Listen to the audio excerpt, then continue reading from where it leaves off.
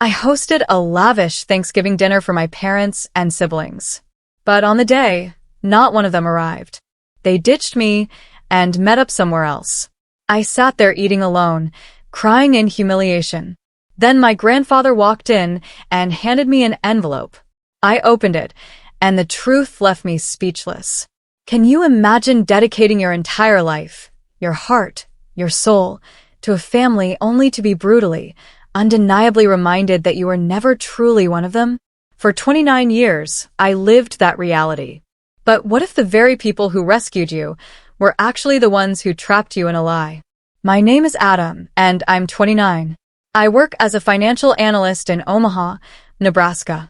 It's a quiet city, all endless cornfields and crisp autumn winds. People here still greet each other, know their neighbors.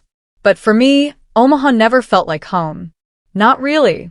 I grew up here with my foster family, but from the time I was a child, I always felt like a puzzle piece that just didn't fit their picture. I don't even clearly remember how I came to be adopted. Those stories, the ones about the day I joined this family, were only ever whispered, coldly, by my foster mother, Ellen, especially when she was mad at me. "We saved you from a worthless life," she'd snarl, her tone heavy with the unspoken debt I supposedly owed her. I was an infant, barely 3 months old. My foster parents, Robert and Ellen, they were well off. They lived in this huge, 2-story house in the Omaha suburbs, a perfect green lawn, that pristine white picket fence. They had 2 biological kids, Eric, 2 years younger than me, and Hannah, 5 years my junior. On paper, I was part of their family, but in their hearts, I was just a faint shadow. Even as a little kid, I noticed it. I was different. It wasn't just my dark brown hair or blue eyes that looked nothing like theirs, though that did make me wonder about where I really came from. It was how they treated me. I remember parent-teacher conferences.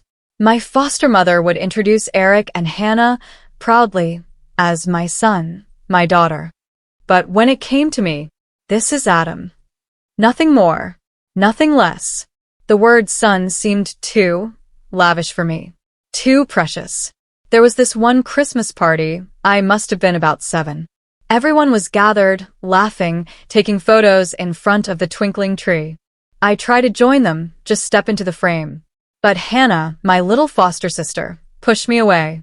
"You don't need to be here," she snapped, her voice like I was an uninvited pest. And my foster mother? She just smiled, patted Hannah's head, and kept snapping pictures. I stood there, watching those flickering lights, feeling like the whole world was celebrating, and I was stuck alone on the sidelines. I tried so hard to be acknowledged. I excelled in school, always top of my class, bringing home report cards and certificates that practically covered the fridge. I helped Ellen with dishes, swept the yard, even learned to fold laundry exactly her way. But all I ever got back were cold nods, or a curt umph. One night, I overheard them talking in the kitchen, thinking I was asleep. "He does it because he knows he has to," Ellen hissed to Robert. "We gave him a home. He owes us."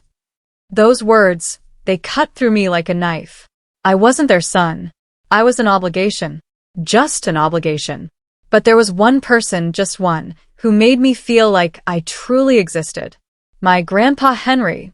He lived on a small farm, 2 hours from Omaha, where the cornfields stretched forever and the night sky blazed with stars. Every summer, when school was out, they'd send me to stay with him.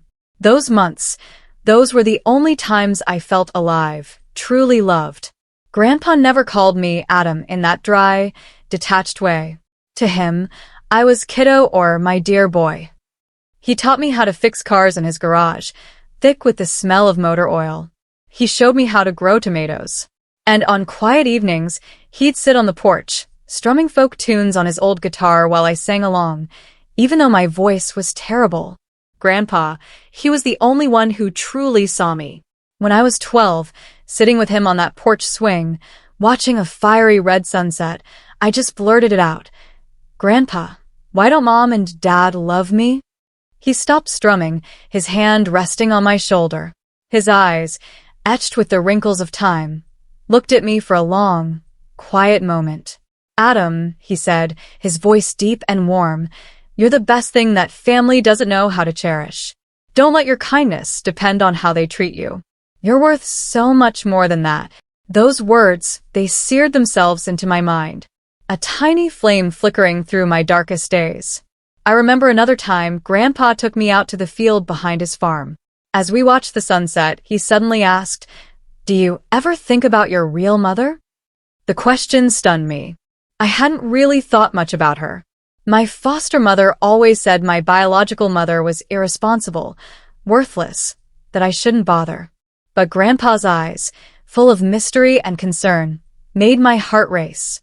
I don't know, I stammered, my voice trembling. I don't think she wanted me. Grandpa took my hand, squeezing it tight. Never think that, Adam. There are stories you don't know yet. But one day, it'll all make sense. Those vague words planted a seed in me, a nagging curiosity, a sense that my life held a secret bigger than I could ever imagine. But the warmth of those summers couldn't erase the loneliness that clung to me. Back in Omaha, Eric always saw me as a rival, someone beneath his attention. He'd mock me in front of his friends, calling me the stray when he thought no one was listening. Hannah was different. Not openly cruel, but her eyes always held this distance, like I was just a stranger sharing a roof. I tried not to let it break me. I told myself, if I just work harder, study better, behave perfectly, one day they'll see me differently. But deep down, I knew that hope was as fragile as a thread. Every morning, I'd wake up in my small attic room. It was the only one in the house without a big window, overlooking the front yard. Eric and Hannah had spacious rooms, decorated with posters and toys. Mine just had a single bed, an old desk, a flickering lamp. I never complained. I'd learned that complaining only made Ellen frown and say, "You should be grateful you have a place to sleep." But every time I walked down those stairs, I felt like a guest in my own home. There's one memory I'll never forget. When I was 14, they threw a birthday party for Hannah. The living room was packed with cake, balloons, laughter. I'd spent a week making a leather bracelet for her, hoping she'd like it. I wrapped it carefully, tied it with a red ribbon, placed it on the gift table. When Hannah opened it, she glanced at it, then set it aside to open the real gifts, a new iPod from our parents, expensive shoes from Eric. My foster mother didn't even notice my gift. I stood in the corner, feeling like my heart was being crushed. After the party, I found the bracelet in the trash, mixed with crumpled wrapping paper. I picked it up, cleaned it off, and tucked it away in my personal box. That was the last time I ever tried to give a gift to anyone in that family. Another painful memory. I was 16. I wanted to make Robert proud. He was a stern man, always busy with his real estate business. He rarely spoke to me, but I'd heard him brag to friends about fixing the family truck. I thought if I can do something like that, he'll finally see me. I snuck into the garage with the tools Grandpa had given me. Eric's old bike, flat front tire, sat in the corner. I spent hours oiling it, tightening bolts, making it rideable again. When Robert came home, I excitedly pulled him to the garage to show him. But he just glanced at it, his face cold. "Don't touch Eric's stuff.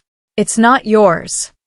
I stood there, frozen, feeling like the blood in my veins had stopped.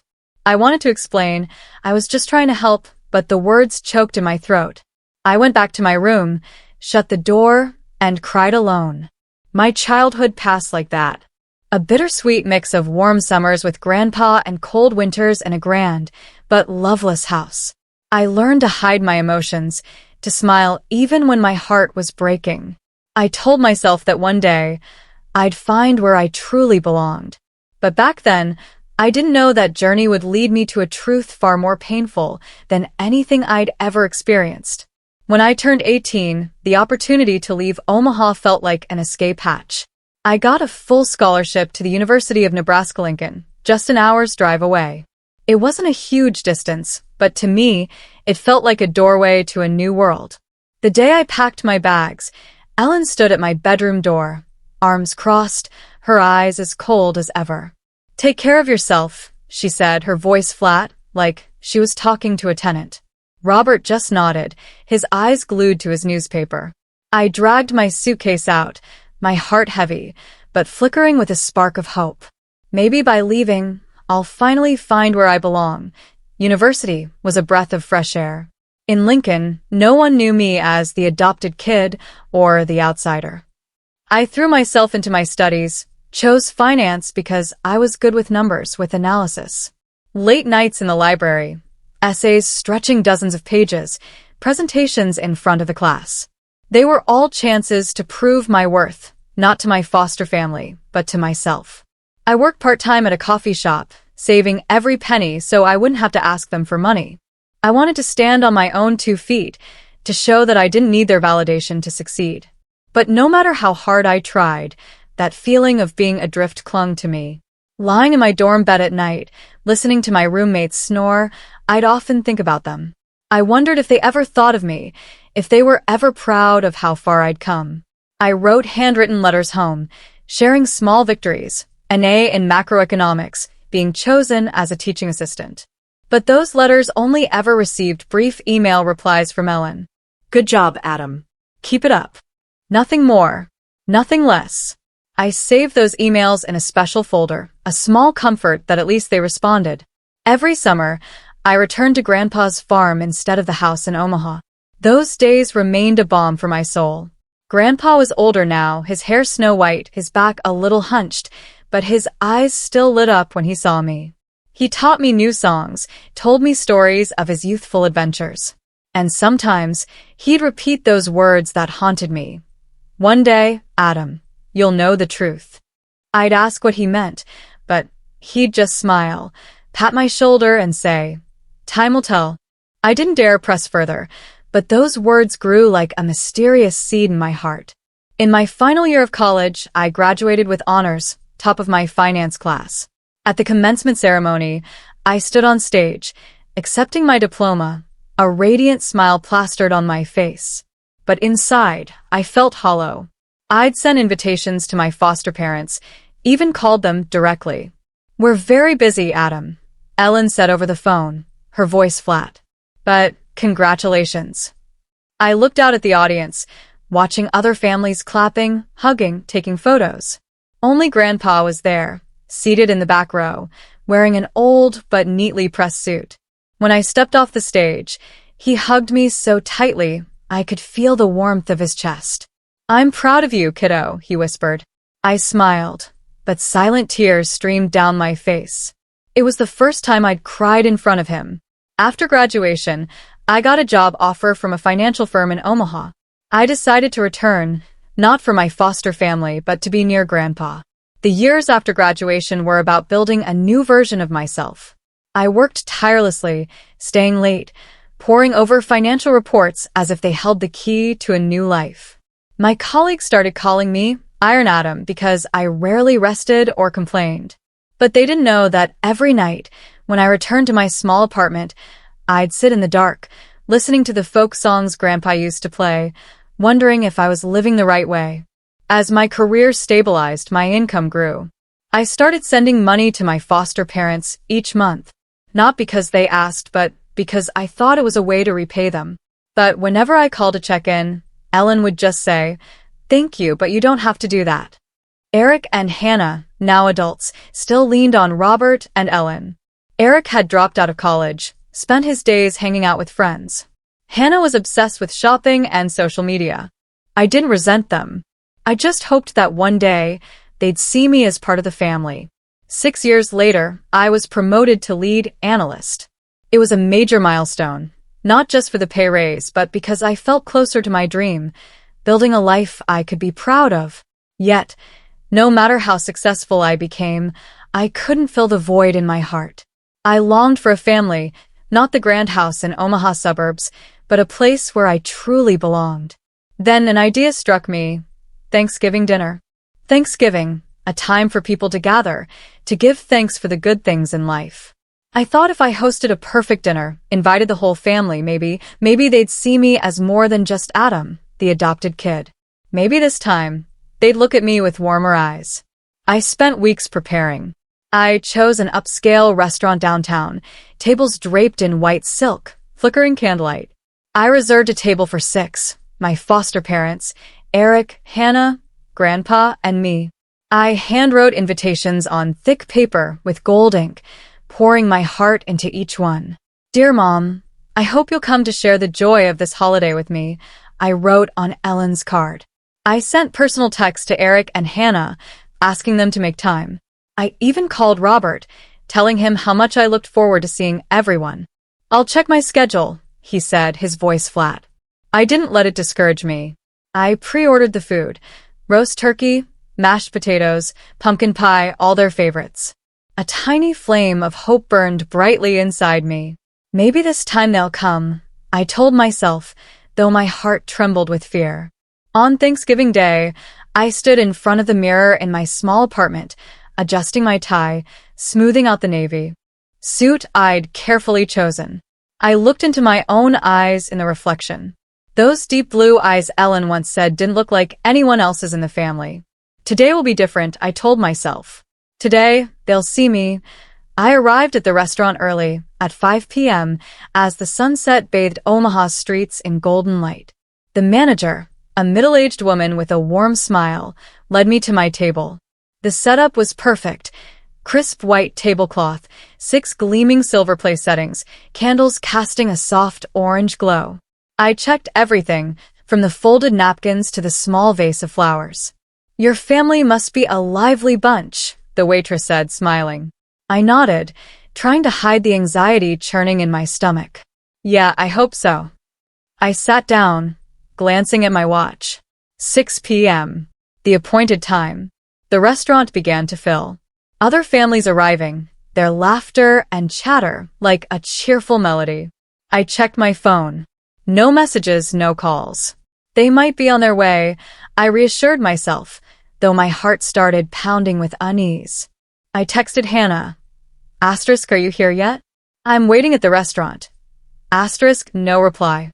I tried calling Eric, but it just rang endlessly, then went to voicemail. Hey Eric, I'm at the restaurant. Is everyone coming soon? I said, forcing my voice to stay calm. No one answered. By 6:30, I felt a burning sensation at the back of my neck. The tables around me were full. A family at the next table laughed loudly as their young child spilled sauce. An elderly couple held hands, their eyes brimming with love. I stared at my empty table, the 6 chairs sitting silently, as if mocking me. I called Ellen, my hands trembling as I dialed. The phone rang 5 times before she picked up. Adam. Her voice cut through me like ice. Your father's not feeling well, and we've already eaten here. You'll manage, right? In the background, I heard Hannah's laughter, the clink of dishes, Eric saying something about a football game. They were at home, gathered together as they always were, as if I'd never existed. Yeah, I'll manage, I replied, my voice catching, as if someone were squeezing my throat. I hung up, set the phone on the table, and stared at the flickering candles. Their light reflected off the wine glass, but it didn't warm me. I felt like the whole world was laughing and celebrating while I was left behind, once again, in the loneliness I'd spent years trying to escape. I called the waitress over and asked for a small portion of turkey and mashed potatoes. Just you tonight? She asked, her voice gentle, but tinged with pity. I nodded, forcing a smile. Yeah, just me. The food was placed before me, the aroma of roasted turkey making my stomach rumble, but every bite felt like it was stuck in my throat. I looked at the empty chair where Ellen was supposed to sit. The ones for Robert, Eric, and Hannah. I imagined them laughing at home, eating the dishes I'd chosen, but without me. Tears welled up, but I bit my lip hard, refusing to let them fall. I'd cried enough during my childhood. I told myself I was stronger than this. But the truth was I wasn't strong. I was just a 29-year-old man, sitting alone in a fancy restaurant, trying to cling to a dream that had shattered long ago. I wondered what I'd done wrong. I'd studied hard, worked tirelessly, sent them money, planned this dinner with all my heart. So, why didn't they choose me? I stared at the plate of turkey, now cold, and felt like I was eating my own pain. The waitress passed by, her eyes full of sympathy. You okay? She asked. I nodded, but I knew I wasn't. I'd never been okay. I reached for my phone, intending to call Grandpa. He was the one person I knew would never abandon me. But before I could dial, the restaurant door opened. A gust of cold autumn air rushed in, carrying the scent of fall. I looked up, and my heart seemed to stop. Grandpa walked in, wearing his old wool coat, his white hair glinting under the lights. He scanned the room, his eyes landing on me, and that familiar smile spread across his face. Sorry I'm late, kiddo, he said, his voice as warm as those summer evenings at the farm. He sat down across from me, placing his frail hands on the table, grasping mine. His hands trembled slightly, but their warmth pulled me back from the edge of an abyss.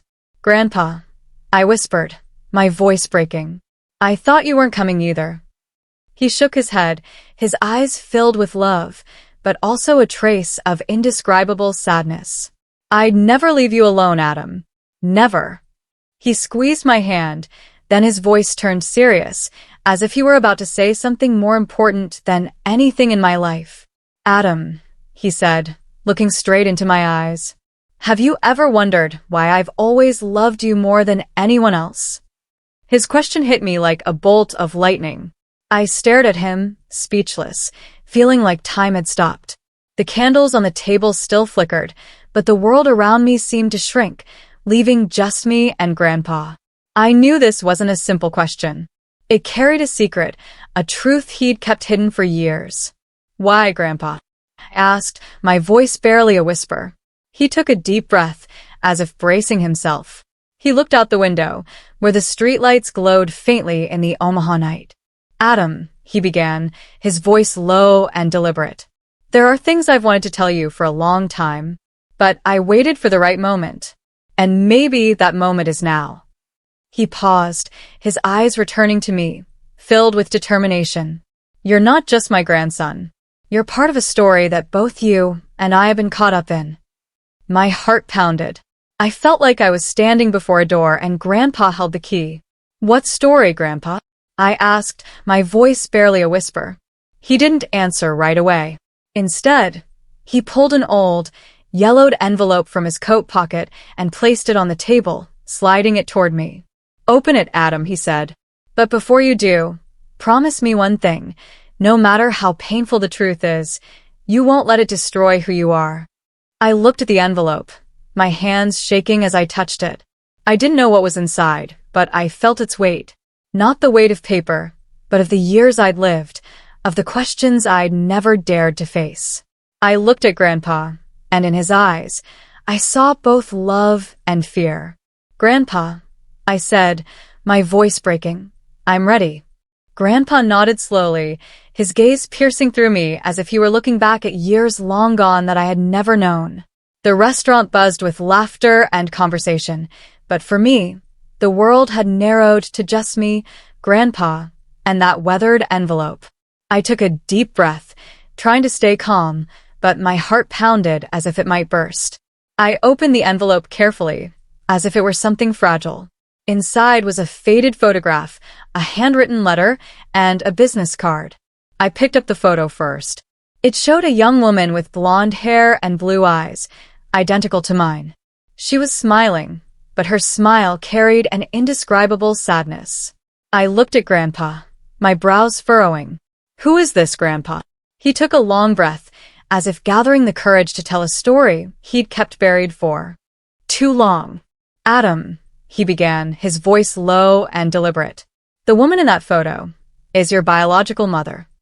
I felt the blood in my veins stop flowing. I looked back at the photo, my hands trembling. My biological mother. I'd heard Ellen mention her a few times, but always with contempt, like she was some irresponsible woman who'd abandoned me. But the face in this photo didn't look like that kind of person. She looked fragile, like someone carrying a world of pain. You need to know the truth, Grandpa continued, his voice heavy. But first, let me tell you the story from the beginning. He paused, looking out the window at the dim streetlights in the Omaha night. Over 30 years ago, he began, I worked as a driver for a wealthy family in Denver. They were rich, powerful, but full of drama. The kind of family stories I used to tell you about. He gestured to the photo. The woman in that photo, her name was Clara, was the eldest daughter of that family. A bright, beautiful heiress. But her heart belonged to a man her family didn't approve of. I listened, feeling like I was falling into a story that didn't belong to me, yet was my story. Grandpa explained that Clara had fallen in love with a poor man, a wandering musician named David. He had a charming smile and big dreams. But Clara's family saw him as a gold digger. When Clara became pregnant, her family was furious. They disowned her, cut off all contact, leaving her alone with a baby on the way. David, the man Clara had put all her trust in, abandoned her too, once he realized he couldn't gain anything from her wealthy family. Clara was left in despair, homeless, without family, with only an unborn child. Me. Clara came to me in her darkest days, Grandpa said, his eyes clouding as if reliving the memory. She'd been kicked out by her parents, living in a rundown apartment on the outskirts of Denver, working part-time at a coffee shop to survive. I'd stopped by to check on her after work, and we grew close. She told me about her dreams, about wanting to give her child a better life, but she knew she couldn't do it. Not then. He paused, his voice catching. When you were born, Clara begged me for help. She said she needed time to rebuild her life, to become a mother worthy of you. She asked me to take you in. My chest felt heavy. I looked at the photo, trying to picture this woman, my mother, in those lonely, painful days. So, what did you do? I asked, my voice barely a whisper. Grandpa lowered his head, his hands clenching together. At the time, my son, your foster father Robert and Ellen had been married for a few years, but hadn't had children. I convinced them to adopt you. I thought it was the best way to give you a home, a family. I was wrong. He paused, his eyes filled with regret. I didn't expect them to treat you the way they did. I thought they'd love you like their own. But every time I saw them push you away, it broke my heart. I looked back at the photo. I didn't know what to feel. Anger? Pity? Or just emptiness? What about my real mother? I asked, my voice faltering. Where did she go? Grandpa picked up the business card from the table and handed it to me. Clara is a successful woman now, he said. After leaving you, she left Denver, started over. She went to college, built a career. And now, she's an entrepreneur in Seattle. She's been looking for you for over 10 years. Recently, she found me. She wants to meet you, Adam, but she's afraid of disrupting your life. She wants you to decide. I took the business card and read the name, Clara Thornton, CEO, Thornton Enterprises. An address in Seattle, a phone number. I turned the card over, feeling like I was holding a piece of myself. Then I opened the letter, recognizing the soft, slanting handwriting. Dear Adam, it began. I don't know if you'll ever want to hear from me, but I've never stopped thinking about you. I stopped. My breath caught in my chest. I glanced at Grandpa sitting across from me, his frail hands clasped tightly, his eyes a mix of worry and patience. I knew he was waiting, watching to see how I'd react to the truth he'd just revealed. I took a deep breath and continued reading. Asterisk, I'm writing this letter hoping that one day you'll read it, though I'm not sure if you'll want to hear from me. I made the biggest mistake of my life leaving you. But please believe, it wasn't because I didn't love you. You were my light. The only thing that girl, disowned by my family, abandoned by the man I loved. I had nothing but my love for you. But I knew I couldn't give you the life you deserved. Henry, your grandfather, was the only one who didn't turn his back on me. He promised to take care of you, and I trusted him. I left not because I wanted to forget you, but because I wanted to become a mother you could be proud of. I went to college, worked day and night, and now I've built a stable life. But not a single day has passed without me thinking of you, wondering how you're living, if you're happy. I've been searching for you for over 10 years. But every time I think about meeting you, I'm afraid. Afraid you'll resent me. Afraid I'll disrupt your life. If you're reading this letter, I only ask for a chance to explain, to say the apology I've held in my heart for 29 years. I don't expect you to forgive me right away, but I hope one day you'll understand. I love you, Adam. I always have. Your mother, Clara Thornton. Asterisk, I folded the letter, tears silently streaming down my cheeks. I didn't know why I was crying. For Clara's pain? For the years I grew up in the cold indifference of my foster family? Or for the strange feeling of having found a piece of myself, yet fearing it might break me? I looked at the photo in my hand, Clara's face, her blue eyes so much like mine. I tried to imagine her in those days, a young woman alone, holding me on her last night before entrusting me to Grandpa. I didn't know what to feel. Anger, pity, or just an indescribable void. Grandpa, I said, my voice choked. What do I do now? I placed the letter on the table, looking at him, searching for an answer, a direction. Should I meet her? Or forget this and keep living as if I never knew? Grandpa took my hand, his trembling but warm. Adam, he said, his voice low and gentle. I can't decide for you. This truth belongs to you, and only you know what your heart is telling you. I just want you to remember one thing. No matter how difficult the path you choose, you're never alone. I'll always be here. And Clara, she's waiting for you, too. I looked into his eyes, seeing the sincerity and love he'd given me all these years. He wasn't just my grandfather. He was the one who kept his promise to Clara, who sheltered me when the world turned its back. I took a deep breath, feeling a decision forming in my heart. I want to meet her, I said, my voice steadier than I expected. I want to go to Seattle. I need to see what she's like now, and I need to hear her story from her own lips. Grandpa smiled, a smile of both pride and relief. Then do what feels right, kiddo. But before you go, is there anything else you want to do? Anything you need to settle before stepping into this new chapter? I thought for a moment. Then, an idea sparked. I want to stop by my foster parents' house, I said, my voice low but resolute. I want to tell them about this. Not to argue or blame, but to let them know I've found a part of myself. I want them to understand that I'm no longer the adopted kid they can ignore. Grandpa nodded, a glint of resolve in his eyes. All right, Adam. I'll go with you. Whatever happens, I'll be there. We left the restaurant, my mind still reeling from Clara's letter. The Omaha night was cold, the wind sending a shiver through me. But Grandpa's presence beside me made me feel grounded. We climbed into his old pickup truck, the familiar smell of motor oil and wood reminding me of summers at the farm. You sure about this, Adam? He asked as he started the engine. Facing them won't be easy. I'm sure, I replied, though a part of me was still afraid. I didn't know how my foster parents would react, but I knew I needed to do this. Not to prove anything, but to close one chapter of my life before opening the next. We drove through Omaha's familiar streets, past houses glowing with Thanksgiving lights. Families gathered together. When we pulled up to the grand two-story house of my foster parents, my heart pounded. Lights spilled from the living room, and I heard Hannah's laughter, Eric's lively chatter. They were still celebrating, as if my dinner had never existed. I stepped out of the truck, Grandpa by my side. I knocked on the door.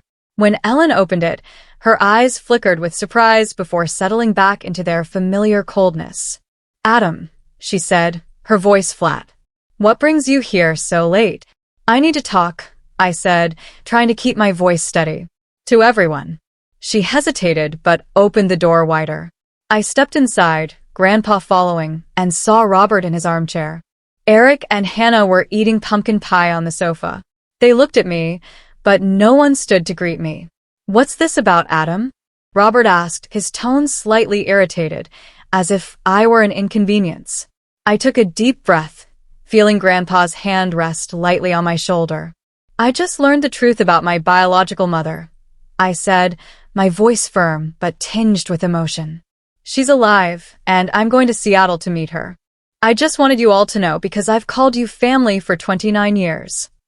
Silence enveloped the room. Hannah stopped chewing, her eyes flickering with unease. Eric smirked, as if about to make a snide remark, but Grandpa's stern look silenced him. Ellen crossed her arms, her gaze icy. Is that so? She said, her voice dripping with sarcasm. You think finding your real mother will change anything? You're still just the adopted kid, Adam. Don't get any illusions. Her words cut like a knife. But this time, I didn't let them bring me down. I'm not delusional, I replied, meeting her eyes. I just want to live true to myself. Thank you for giving me a home, but I don't need anyone in this room to validate me anymore. Robert stood, about to say something, but Grandpa raised a hand to stop him. Enough, Robert, he said, his voice like thunder. You've had 29 years to treat this boy like a son, and you've failed. Now, let him walk his own path. I turned and walked out of the house, feeling like I'd shed a heavy burden. Grandpa followed, and as we got back in the truck, he took my hand. You did good, kiddo, he said, his voice full of pride. Back in my apartment, I began preparing for the trip to Seattle. I held Clara's business card, typing her number into my phone, but my finger hesitated before pressing call. I wasn't ready to talk, not ready to hear the voice of the woman who gave birth to me. But I knew I needed to meet her, to look into her eyes and understand why she left me, and whether she truly loved me as she wrote in her letter. I looked at Grandpa, sitting on my sofa, holding the coffee I'd made for him. Will you come with me? I asked. He smiled, that familiar smile I'd leaned on for years. If you want me to, I'll go. But this is your journey, Adam. I'm just along for the ride. I nodded, a new fire burning in my heart. I would go to Seattle, face Clara, and find answers to the questions that had haunted me for 29 years. 2 days later, Grandpa and I were on an early flight to Seattle. He wore his old wool coat, gripping the armrest tightly as the plane took off. I'm not much for flying, he muttered, but his smile remained warm. I looked out the window at the white clouds drifting below, wondering if Clara was thinking of me as much as I was thinking of her. I held her business card in my pocket, my fingers tracing the words, Thornton Enterprises. I pictured Clara as a strong, successful woman. But in my mind, I still saw the young girl from the photo, the woman with sad eyes and a fragile smile. When the plane landed at Seattle-Tacoma Airport, my heart beat faster. Seattle greeted us with a light drizzle, tiny droplets rolling down the taxi's windows as we headed into the city. This place was a world away from Omaha, gleaming skyscrapers, bustling streets, and the faint aroma of coffee everywhere. Grandpa and I checked into a small hotel near downtown. After settling in, he took out his phone and dialed Clara's number. I sat on the edge of the bed, hands clenched, listening to every word. Clara, it's me, Henry, he began, his voice calm. I'm in Seattle with Adam. He wants to meet you. After a brief conversation, he hung up and turned to me. Clara will meet us at a coffee shop in Pike Place Market. She's emotional, Adam, but she's also scared, just like you. I nodded, unable to speak. That afternoon, Grandpa and I walked into a cozy coffee shop tucked away in the lively Pike Place Market. The aroma of roasted coffee mingled with the salty scent of the nearby Elliott Bay. The shop had rustic brick walls, small wooden tables, and soft light from hanging lamps. I chose a table by the window, where I could see the busy street filled with people carrying umbrellas and shopping bags. Grandpa sat across from me, quietly watching. You okay, kiddo? He asked. I don't know, I admitted, my hands twisting together, my leg bouncing nervously. I don't know what to say, what to do. What if she's not what I expect? Grandpa placed his hand over mine. Just be yourself, Adam. That's all Clara wants. I nodded, but my heart still pounded. The clock read 2:05 p.m. I kept glancing at the door, jumping every time the bell jingled, hoping it was Clara. Then at exactly 3 p.m., the door opened. A woman stepped in, wearing a long navy coat, her blonde hair neatly tied back. She wore glasses, but I instantly recognized those deep blue eyes, the same eyes from the photo, identical to mine. She scanned the room, and when her gaze met mine, she froze. I saw her hand tremble slightly as she walked toward us. I stood, my legs unsteady. Grandpa stood too, offering a gentle smile. Clara, he said warmly, this is Adam. Clara looked at me, her eyes dropping to the small teardrop-shaped birthmark on the back of my hand. A trembling smile spread across her lips. Adam, she whispered, her voice breaking. You look more like me than I imagined. I didn't know what to say. All I could do was stand there, staring at the woman who gave birth to me. There were no floods of tears, no explosive words, just an awkward mix of emotion, as if we were both afraid to shatter the moment. Clara stepped forward, and before I could react, she pulled me into a hug.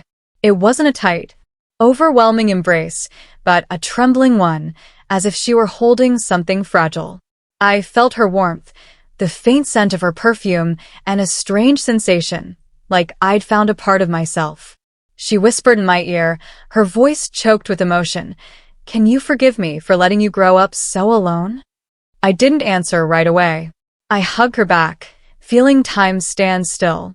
I thought of my years in Omaha, the nights I cried alone in my attic room, the times my foster family pushed me to the margins. I wanted to say I forgave her, but the words stuck in my throat. Not because I didn't want to forgive Clara, my mother, but because I hadn't yet learned to forgive myself for letting pain define me all those years. I let go, looked into her blue eyes, so like mine, and whispered, "I'm here now, Mom." It was all I could manage in that moment. Clara smiled, a trembling but hopeful smile. We sat down, Grandpa quietly by our side, like a silent guardian. The coffee shop buzzed with chatter, the scent of roasted coffee, the distant sound of waves from Elliott Bay.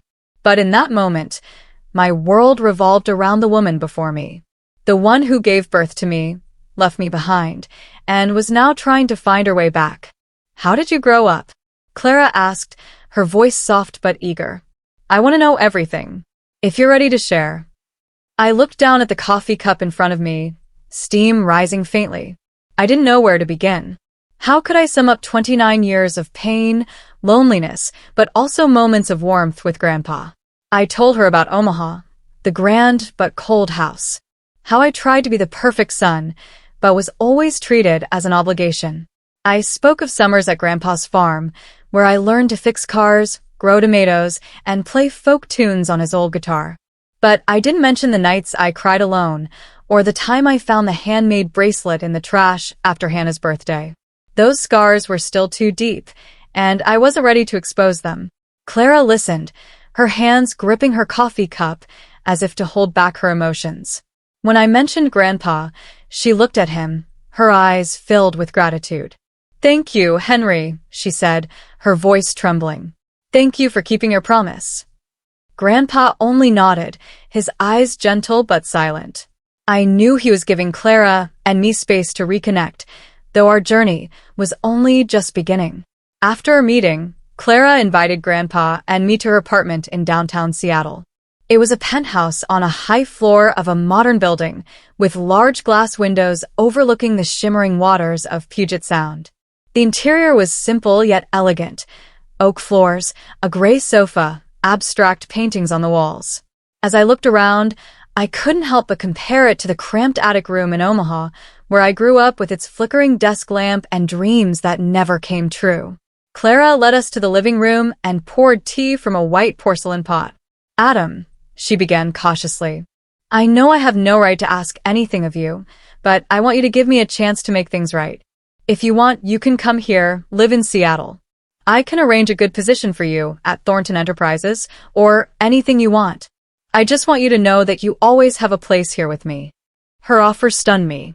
Part of me yearned to accept immediately a new life, a real family, a place where I wouldn't have to prove my worth.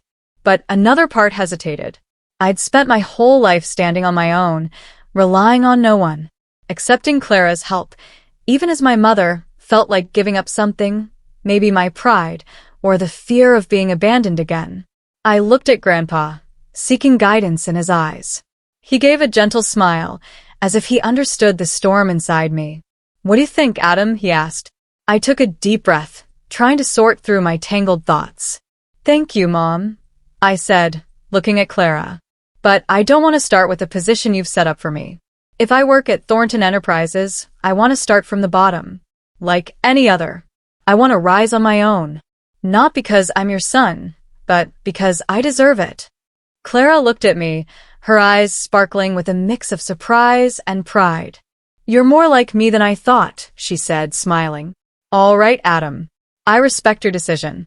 But whatever you choose, I'll always be here. I nodded, feeling a weight lift off my shoulders. I wasn't just choosing a job. I was choosing how to live, how to define myself.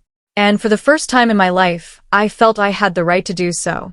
A few days later, Clara and I convinced Grandpa to move to Seattle. I'm getting old, Adam, he said, his voice teasing, but his eyes brightening at the suggestion. But if you and Clara want a grumpy old man hanging around, I won't object. Clara laughed heartily, the first time I'd seen her laugh so freely. Henry, there's always room for you in my home, she said, and I think a small garden on the balcony would suit you perfectly. I smiled, picturing Grandpa in Clara's modern penthouse, tending to tomatoes like he did at the farm. The thought warmed my heart. Grandpa wasn't just the man who nurtured me through my lonely years. He was the bridge between Clara and me, the one who kept his promise to both of us. I decided to stay at the penthouse with Grandpa, at least for a while, to be close to him and to learn more about the mother I'd been separated from for 29 years. I applied to Thornton Enterprises and was hired for an entry-level financial analyst position. Not because Clara pulled strings, but because my resume stood out. On my first day, standing in front of the company's gleaming glass building, I felt like a schoolboy on his first day of class. But this time, I wasn't afraid of rejection. I had Clara, Grandpa, and most importantly, myself. The weeks that followed in Seattle were a journey, both unfamiliar and miraculous. Clara and I started with small things. Dinners together, conversations about our likes, music, the dreams we'd once had. She told me about her college days, how she stayed up late studying, how she stood in front of the mirror and told herself she had to succeed, so she could find me one day. I shared stories of summers with Grandpa, how he taught me to play guitar, and told tales of Denver that I now knew were tied to her. Grandpa adapted quickly to life in Seattle. One evening, we sat together on the balcony looking out at the city lights. He played a familiar folk tune, and Clara unexpectedly joined in, her voice soft but full of emotion. I watched them, feeling my heart slowly fill, piece by piece. But healing wasn't easy. Some nights, I lay awake thinking of my foster family in Omaha. I still felt pain recalling Ellen's cold words, Eric's dismissive smirks, or Hannah's indifference. I wondered if they ever thought of me, if they ever regretted pushing me out of their lives. But then I realized I no longer needed their answers. I had found where I belonged, not in a house, but in the hearts of Clara and Grandpa, and within myself. Seattle had become a part of me, even in just a few short months.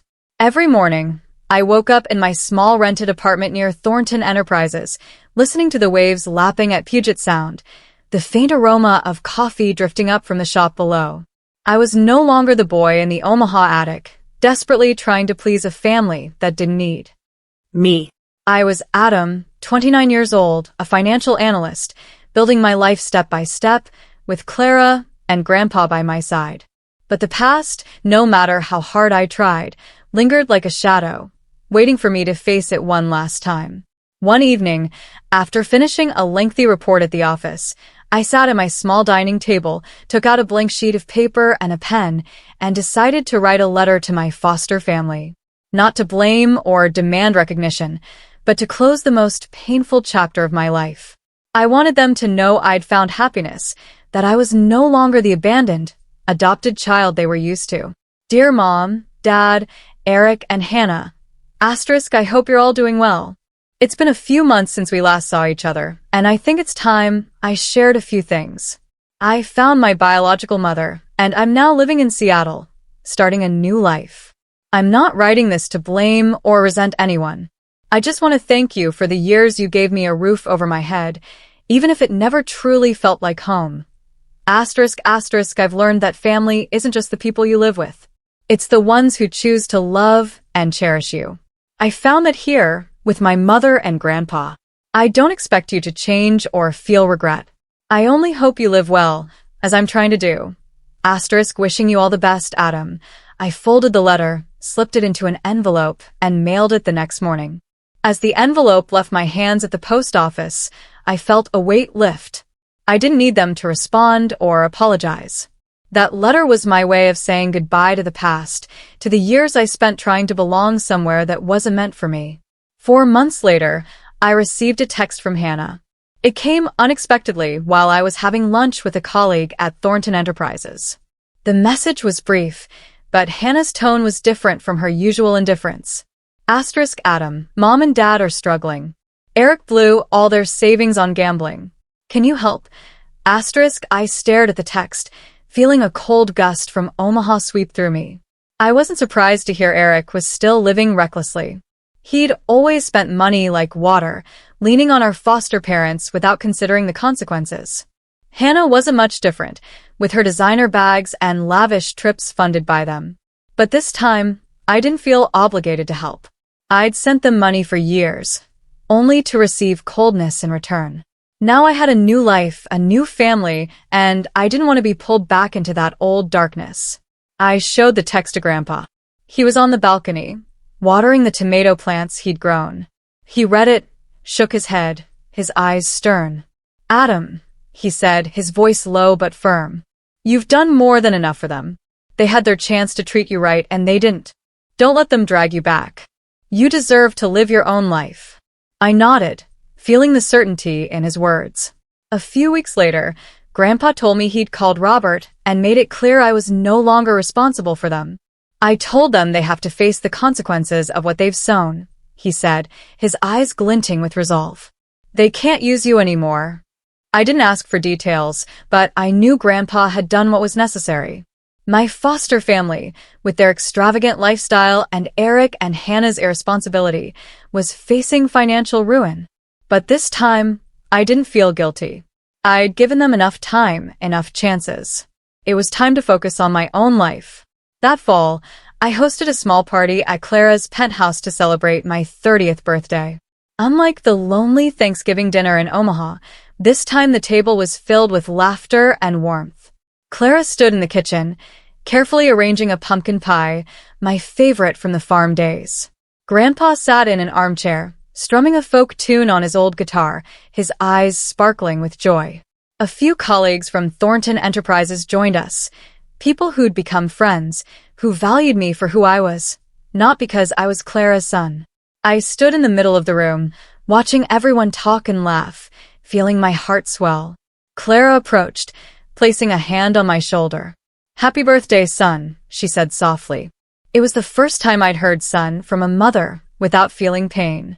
I smiled, hugged her, and whispered, Thank you, Mom, for finding me. As the party ended, I stood on the balcony, looking out at Seattle's twinkling lights. Grandpa joined me, standing by my side. How do you feel, kiddo? He asked. Free, I replied, my voice steady. For the first time in my life, I know where I belong. Looking back on my journey, I realized that life isn't about seeking validation from others, but finding value in yourself. I once thought my foster family would give me a home, that if I tried hard enough, they'd love me. I was wrong. Love can't be forced. And family isn't just the people you live with. It's the ones who choose to stand by you no matter who you are. If I could offer advice to anyone feeling lost, searching for where they belong, I'd say, don't be afraid to face your past, no matter how painful. The truth may hurt, but it can also set you free. Trust in your own worth and seek out those who value you for who you are, not what you do for them. Most importantly, forgive, not just others, but yourself, for being strong enough to weather the storms. My life is still unfolding. I don't know what the future holds. Maybe I'll keep working at Thornton Enterprises, become a leader like Clara, or discover new dreams. Maybe one day I'll fully forgive Clara, my foster family, and the lonely years I endured. But for now, I know I'm no longer the abandoned child. I'm Adam, and I found myself. This message isn't just for those who've been rejected, but for anyone searching for meaning in life. I've learned you don't need to be perfect to be loved. And you don't need to hold on to pain forever. Let go, move forward, and believe you're worthy of a place to call home. What about you? Have you ever faced a moment that completely changed your understanding of who you are and where you belong? I'd really love to hear your stories in the comments below.